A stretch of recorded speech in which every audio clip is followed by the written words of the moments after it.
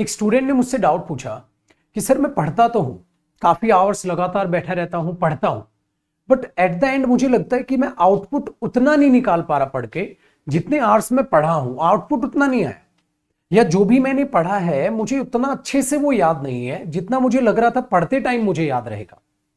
सो इसका रीजन क्या है? माय डियर स्टूडेंट्स, याद रखना, आप भी पढ़ते टाइम ये एक गलती बिल्कुल मत करना, लगातार बैठ के मत पढ़ना। जैसे कि आप सपोज करो 12 बजे बैठे और 12 से 4 बजे तक आप पढ़ते ही चले गए, 4 घंटे आप लगातार पढ़ते चले गए। कई बार आप लोग ऐसा करते हैं, तो उसका आउटपुट आपका 4 आवर्स का आउटपुट नहीं निकलेगा, आप उतना प्रोडक्टिव नहीं कर पाओगे। होता क्या है, जब भी आप पढ़ने को बैठो तो सबसे पहले ये देखो आप कौन सा सब्जेक्ट पढ़ रहे हो। अगर आप कुछ थ्योरेटिकल पढ़ रहे हो तो आप ध्यान से आधे घंटे या 35 मिनट्स पढ़ें और फिर थोड़ा सा रिलैक्स हो जाए। सामने कुछ पानी रखा हुआ है तो एक सिप भले पानी पी लो, ठीक है, या अगर चेयर पे बैठे हो तो खड़े हो जाओ, ठीक है, हाथों को थोड़ा सा ऐसा करो और फिर वापस बैठ जाओ। ये काम करने में सिर्फ आपको 1 मिनट लगेगी, बस उस 1 मिनट में ही आपका जो माइंड है वो रिलैक्स हो जाएगा।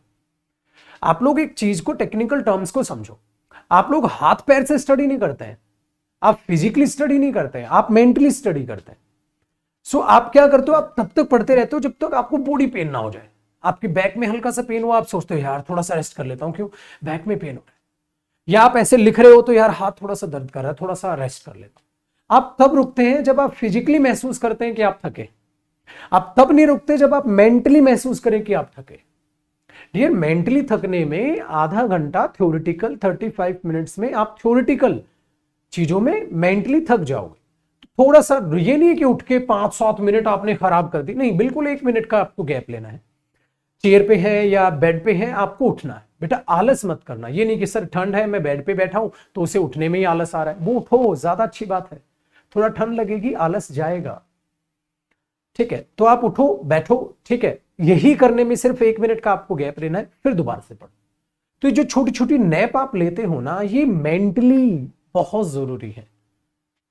आप लोग फिजिकली थकने पर रुकते हो, वही आपका सबसे बड़ा नेगेटिव पॉइंट बनता है। तो आज के बाद ये एक छोटा सा पॉइंट जो मैंने बताया अपने माइंड में रख लो। लगातार स्टडी करो, कोई दिक्कत नहीं है, 4 से 5 घंटे आप लगातार पढ़ रहे हो, ठीक है, बट आधे 35 मिनट के बाद छोटा सा 1 मिनट का गैप लो। अगर आप प्रैक्टिकल सब्जेक्ट कर रहे हैं, जैसे कि आप मैथ्स कर रहे हैं, मैथ्स में आप कभी भी देखना आधे घंटे तो पता ही नहीं चलता यार। आप एक बार टाइम देखते हो 2 बजा था, दोबारा टाइम देखा एकदम से 3 बजा हुआ है। क्योंकि मैथ्स एक ऐसा इंटरेस्टिंग सब्जेक्ट है, मैं उन स्टूडेंट्स की बात कर रहा हूं जिनको इंटरेस्टिंग लगता है, जिनको नहीं लगता आफ्टर सम टाइम लगेगा, क्योंकि है ही मैथ्स इजी और इंटरेस्टिंग है। तो मैथ्स में क्या होता है, प्रैक्टिकल चीजों में आप जब लगे होते हैं तो माइंड आपका एक्टिव रहता है और आपका इंटरेस्ट भी उसके साथ है। तो जिस चीज में आपका इंटरेस्ट जुड़ गया, जिस भी सब्जेक्ट में, कई बच्चों का थ्योरेटिकल में ऐसा इंटरेस्ट होता है कि वो 1 घंटा पढ़ लेते हैं, उनको नहीं पता चलता। तो अगर आप कोई ऐसा सब्जेक्ट पढ़ रहे हैं जिसमें आपका इंटरेस्ट है, तो उसमें आप भले ही 1 घंटे बाद एक छोटी नैप ले सकते हैं। जिसमें आपका इंटरेस्ट नहीं है उसमें आधे या 35 मिनट बाद, आधा घंटे बाद या 35 मिनट बाद एक छोटी नैप लो, 1 मिनट की, इससे ज्यादा नहीं। बुरी आदत मत बनाना।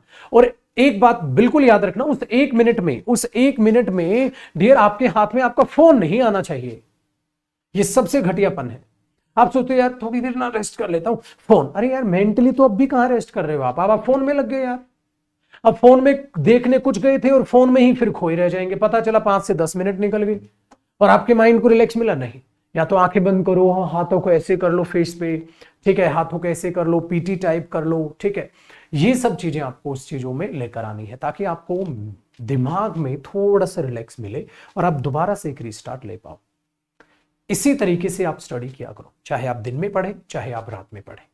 इन बातों को याद रखें और छोटी छोटी बातें मैं आप सबके सामने शेयर करता रहूंगा जैसे जैसे बच्चों के डाउट आते हैं उन पे। सो मोटिवेशन सेशंस देखते रहें डियर, इसकी एक अलग प्लेलिस्ट भी मैंने बनाई है। और ये वाला साल आपको पिछले साल से और कई गुना मेहनत करनी है और आपकी मन चाही जॉब आपको जरूर मिलेगी, बस सच्ची लगन और ईमानदारी के साथ आप लोग मेहनत करते रहें। बाय बाय, टेक केयर, जय हिंद।